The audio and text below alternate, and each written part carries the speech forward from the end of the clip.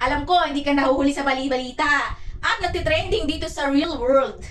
Narinig mo natin ba yun? Yung isang content creator with 46K is nag-update siya na ititigil niya na yung pag-release niya.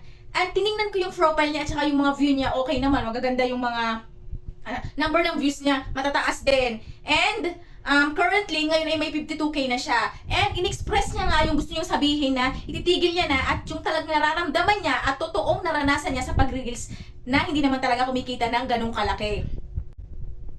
Oo, may mga nagalit na kesyo, nadidismaya daw yung mga bagong content creator at parang ayaw din tumuloy. Pero para sa akin, real talk lang talaga yung sinabi niya na dito talaga, ang reality talaga sa pag-release is kapag hindi ka talaga nagkaroon ng trending na videos at malalaking videos at malaking follower, hindi ka din talaga makikita ng ganong kalaki. And sa tingin ko wala namang masama sa sinabi niya, sa aking sariling pananaw lang So, tayo, ikaw, anong pananaw mo doon? Parang gusto mo na rin bang tumigil? So, para sa akin, hindi naman lingid sa kalaman ko na gano'n ang kalakaran dito sa real world. So, ang sa akin lang, siya nga trinay niya. Yung personality niya, kung i-review mo, parang matibay yung kalooban niya or hindi agad siya sumusuko. Pero, trinay niya within 5 months and doon niya na-discover na parang wala. Kasi lahat naman tayo at karamihan sa atin gusto talaga kumita.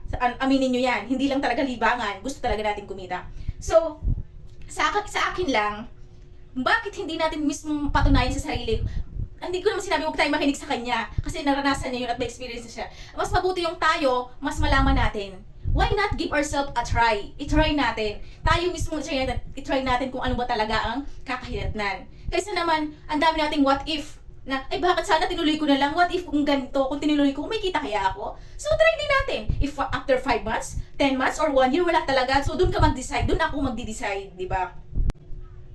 So, ang ginawa para sa akin, ang ginawa niya at gusto ko rin gawin is bigyan ko yung chance dito sa opportunity dito.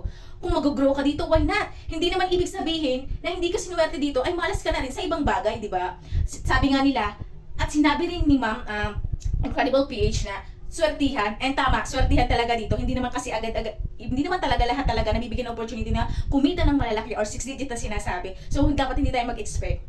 It's just na sinuwerte din sila. And hindi naman natin kinukus ang possibility na baka tayo din ay swertehin, di ba?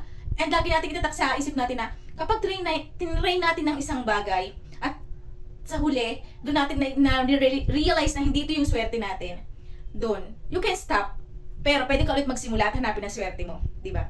Kaya bakit ka titigil? Ituloy mo hanggang malaman mo na para sa iyo talaga to. At kung hindi, try another one. And good luck sa ating lahat and laban lang!